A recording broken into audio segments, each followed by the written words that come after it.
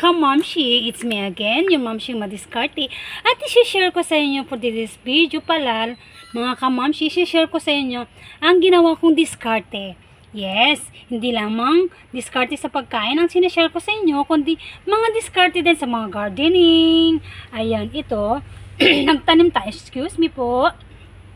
Ito, nagtanim ang inyong Mamshi Madiskarte ng onion. Ayan, ginamit ko itong sira-sirang tray. Nilagyan lang natin ng lupa. At yan, yung tumubo na onion, nilagay ko lang dito. Ayan. O, diba? Napaka-diskarte. Kailangan natin dumiskarte. Para sa ganon, libre tayo ng gulay. Yes, gulay din ito, mga kamamshi. Kasi, pag maglugaw kayo, o kaya magprito ng mga itlog, pwede itong isahog, mga kamamshi. O, kaya naman, ano pang inaantay mo, kamamshi? Baka may mga sira-sira ka dyang mga tray, mga gamit sa kusina.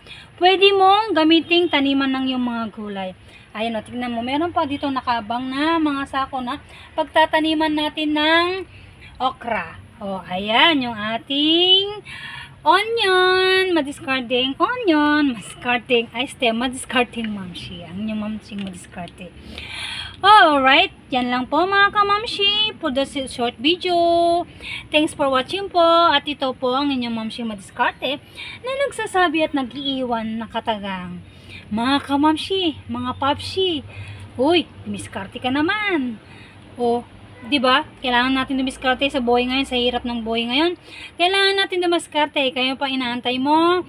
Ala, magtanim-tanim ka na dyan para libre ka rin ng gulay at mauulam. Thanks for watching. Yun lang po. Bye and God bless.